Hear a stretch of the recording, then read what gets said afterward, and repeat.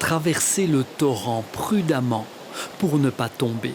Ces habitants de Theux sont finalement parvenus à sortir de leur habitation, mais d'autres ont dû compter sur la solidarité. Cet homme a utilisé son tracteur pour transporter les riverains prisonniers chez eux. D'autres ont porté secours à leurs voisins, paniqués. Les pompiers sont venus tantôt évacuer 3-4 personnes âgées avec la barque. Malheureusement, ils en ont oublié une. Et c'est mon fils, une demi-heure après, qui entendait crier. Et la vieille dame par la fenêtre qui est allée la chercher avec un autre monsieur. Ils sont allés à deux chercher la dame. Au centre de Theux, c'est encore pire. Place au fatalisme. Ceux qui connaissent bien l'endroit n'en reviennent pas. Moi, j'ai un bâtiment rue de la Rogne ici, et je pense que, vu la hauteur de l'eau, que tout ce qu'il y a dedans est foutu, quoi. Vous n'avez pas pu le vérifier? Non, on ne sait pas y accéder, il y a 1,50 m d'eau, c'est pas possible. Mais c'est la première fois que je vois ça. En combien d'années dans la commune? Oh, je suis ici depuis que je suis né, donc il y a 50 et des ans, et j'ai jamais vu ça, jamais, non. Plus d'1 mètre d'eau sur la place du Perron et dans les environs. Et pour certains encore de l'incertitude. Quand nous la rencontrons, cette dame pieds nus ne sait pas dans quel état est sa maison. Le problème, c'est que j'aimerais bien rentrer chez moi. J'habite de l'autre côté et c'est pas possible de traverser. Donc j'ai mes 2 filles qui m'attendent de l'autre côté. Je ne sais pas dans quel état est la maison. C'est impressionnant. Et les voitures, enfin tout. C'est du jamais vu, voilà. Ça c'est sûr. Theux, commune sinistrée. Ce soir, beaucoup d'habitants ne reconnaissent plus leur localité. Pour certains, c'est toute une vie qui est désormais sous eau. Oui, Theux, où nous rejoignons Benjamin Vorporten. Benjamin, ce soir encore, le niveau de la Vesdre est en hausse et le pic de crue n'est attendu que demain. Oui, ce qui veut dire que d'ici là, le niveau de l'eau devra encore augmenter. Alors heureusement, il s'est arrêté de pleuvoir quelques instants ici, ce qui a permis à l'eau de légèrement redescendre. Le pont n'est donc plus sous eau, mais cela ne devrait pas durer. On s'attend à ce que ce pont soit à nouveau inondé d'ici ce soir. Il faut savoir que ce pont, on était dessus tout à l'heure, vous l'avez vu dans le reportage, et déjà à ce moment-là, c'était très impressionnant. Ici, c'est quelque chose qu'on n'a jamais vu, vous l'avez entendu. Des personnes qui habitent dans la région depuis 50 ans n'ont jamais vu cela. Et forcément, les pluies encore attendues cette nuit ne vont rien arranger. Oui, et on a vu les habitants bloqués à Theux. La force du courant est vraiment impressionnante, Benjamin. Ah, c'est du jamais vu. C'est un véritable torrent qui s'écoule au centre de Theux. Le centre de Theux est tout simplement une rivière, un torrent. C'est du jamais vu. Alors, cela complique évidemment le travail des pompiers. Vous les voyez derrière moi, ils sont en train de se concerter parce qu'il y a des interventions à mener malgré le courant. Il y a notamment des familles qui sont bloquées à l'étage chez elles. L'une d'entre elles nous a contactés. Elle est bloquée chez elle au 2e étage. L'eau est montrée à 2,50 m. Il y a aussi notamment une femme enceinte qu'il faut tenter d'évacuer. Mais le courant empêche les pompiers d'intervenir. Ils tentent donc de trouver des solutions. On ne peut pas intervenir par bateau, d'autant que tous ces véhicules sont mobilisés un peu partout dans la province. Il faut donc trouver des solutions. C'est pour ça qu'ils travaillent là-dessus, qu'ils tentent évidemment de sauver un maximum de personnes. Mais les pluies qui redoublent encore à l'instant ne vont pas les aider dans ce travail. Merci à vous, Benjamin. Et c'est l'ensemble de la province de Liège qui est en alerte rouge. La ville de Spa n'a malheureusement jamais si bien porté son nom de ville d'eau. Elle est partout, plus d'1 mètre sur la place du centre. Voyez ces images commentées par Thomas Dechamps. La ville de Spa comme coupée en deux. La nationale qui traverse le centre-ville s'est muée en véritable fleuve. Et ce soir, des familles tentaient encore en vain de se retrouver, comme cette mère et ses 2 filles. Elles habitent une au 2e, l'autre au 3e. Elles n'ont plus d'électricité depuis ce matin. Et elles sont un peu paniquées parce que, elles se demandent comment on va venir les chercher. Parce que moi, je ne sais pas traverser. Les pompiers, je ne parviens pas à les obtenir. Donc, à moins qu'un kayak, peut-être, je ne sais pas. Depuis ce matin, le niveau de l'eau ne cesse de monter. Bien souvent, les Spadois se sont fait surprendre par la rapidité des événements. C'est surtout un déchaînement d'eau suite à l'orage. C'est venu en quelques dizaines de minutes à peine. On s'est retrouvé vraiment surpris par la violence parce que bien qu'on ait été prévenu, on ne pensait pas en fait qu'à un moment donné le ruisseau ici au-dessus en fait allait se retrouver bloqué et que cette vague d'eau en fait allait apparaître comme ça. C'est arrivé beaucoup trop vite en tout cas. La ville avait déjà connu des inondations importantes il y a 3 ans, mais pour beaucoup c'est du jamais vu, comme ce commerçant qui a inauguré son magasin il y a 1 mois à peine. tout est inondé. On a boutique de vêtements, centre esthétique à l'arrière. Et voilà, je sais pas ce qu'il va. Il y a des machines qui sont tombées dans l'eau avec les meubles. Il y a 50 cm d'eau au moins derrière. Ça continue à monter.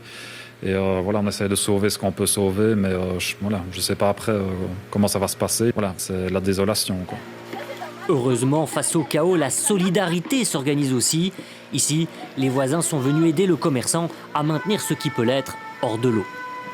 C'est de l'argent investi, c'est des efforts, c'est toute leur vie. C'est pas juste de les laisser comme ça, ils en peuvent rien. Donc, puisqu'on est des voisins solidaires, on s'aide tous, quoi. En fin de journée, les services communaux ont aidé les habitants à se protéger en prévision de la nuit et du retour de la pluie.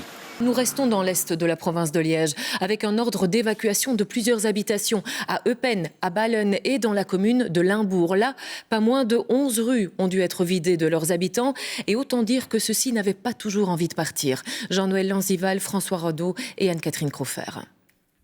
Ils ont sauvé quelques affaires, pris les enfants par la main, les animaux dans les paniers. Bien malgré eux, ils ont décidé d'écouter les autorités. Ils quittent leur maison et vont se réfugier dans une salle communale à côté de l'église. De toute façon, on n'a pas le choix. On n'a plus de gaz, on n'a plus d'électricité, on n'a plus rien. Il n'y a pas d'autre solution. Qu'est-ce que vous avez pris alors? Des vêtements, des essuies, des trucs qu'il faut. Je stresse. Vous stressez pour le bébé? Ouais. Ça va aller, mais c'est avec l'eau, je stresse, ça remonte. Vous avez eu peur de tomber? Ouais. Nous sommes à une vingtaine de kilomètres de Verviers, à Dolin. La Vesdre déborde, saute le pont et traverse le village. Nous n'arrivons plus à passer et des dizaines d'habitants sont coincés. Je suis pris au piège. C'est-à-dire que vous devez évacuer? Je dois évacuer, mais je ne le ferai pas parce que je ne sais pas où aller. Donc, comme j'ai 2 étages, je vais dormir au premier. Débordé. On fait tout, on essaie de faire tout pour évacuer l'eau, mais le débit est trop rapide, il va lâcher au barrage, donc on nous demande d'évacuer. Un torrent d'eau traverse des maisons, sans compter les jardins. Des cascades se forment et le courant s'intensifie. Sans vraiment y croire, cet homme tente de protéger au mieux sa maison. Après, je vais d'abord voir si on ne sait pas aider un peu les voisins, et puis oui, on ira chez les parents à la hauteur. Suite à un arrêté du gouverneur de la province, une dizaine de rues du village est évacuée. Ce restaurateur est un peu perdu. Il ne sait pas encore ce qu'il va faire. La police aussi semble dépourvue. Les riverains, eux, sont solidaires et improvisent des sauvetages comme ils peuvent. Et sachez que les responsables de la province de Namur demandent aux organisateurs des mouvements de jeunesse de reporter le début de tous les camps sous tente, des camps qui devaient en principe commencer demain 15 juillet. Il faut dire que certains ont vraiment eu une grosse frayeur. Des louveteaux, membres d'une unité de l'Anne, étaient installés à Jamioul, dans l'entité de Philippeville. Ils ont dû être évacués en pleine nuit. Au petit matin, il ne restait que de la boue et des vêtements trempés. Robin Duculot et Mélanie Joris. Ce matin au réveil, les louveteaux sont au sec dans un local chauffé mis à disposition par la commune de Jamiol. La nuit a été courte après les émotions d'hier soir. Au début, on avait mis une bâche pour voir si ça allait partir et puis on avait même creusé des trucs pour que ça rentre et puis en un coup, on est directement sorti et puis on est revenu et l'eau nous arrivait aux genoux quasi. Oui, il y en avait partout. Les chefs scrutaient attentivement les bulletins météo, mais hier soir, il a fallu réagir dans l'urgence. Il y a des tentes qui ont commencé à prendre l'eau, à être inondées. Du coup, on a essayé de mettre des loups dans différentes tentes pour qu'ils puissent avoir un endroit sec où dormir. Et petit à petit, toutes les tentes ont commencé à être inondées. Du coup, on a pris tous les sacs, on les a mis sur des lits de camp, comme ça, c'était en hauteur. Et petit à petit, on voyait que ça commençait à prendre trop d'ampleur. Ce matin, retour sur les lieux pour le staff avec le bourgmestre de Jamiol. La prairie où était installé ce camp louveteau est complètement détrempée. Les tentes sont entourées de mares d'eau. Oui, mais évidemment, je vois bien les dégâts, c'est énorme. Hein. C'est impossible encore d'exister avec votre camp. En tout cas, l'endroit ici, quoi. Oui, non, on a 2 tentes inondées, on voit bien celle-là et celle-là qui est totalement sous eau. Vers 21h30, qu'on nous a appelés. Et alors, bien sûr, interpellés parce que les scouts étaient sous eau, je vais dire ici. Donc, les pompiers sont intervenus, la police aussi. Et alors, on a trouvé une solution pour les héberger de manière temporaire. Mais ça peut perdurer puisqu'on a une salle à disposition dans un local chauffé sur le village de Jamiol. Depuis hier soir, les contacts se multiplient avec les parents pour les rassurer. On reviendra vers vous en tous les cas et on vous dira ce qu'il en est de notre côté par rapport à nos scouts et par rapport à l'état du terrain. Finalement, plus de peur que de mal. Les matelas et les sacs de couchage ont été sauvés de la pluie. Si la météo se calme, le camp pourra reprendre.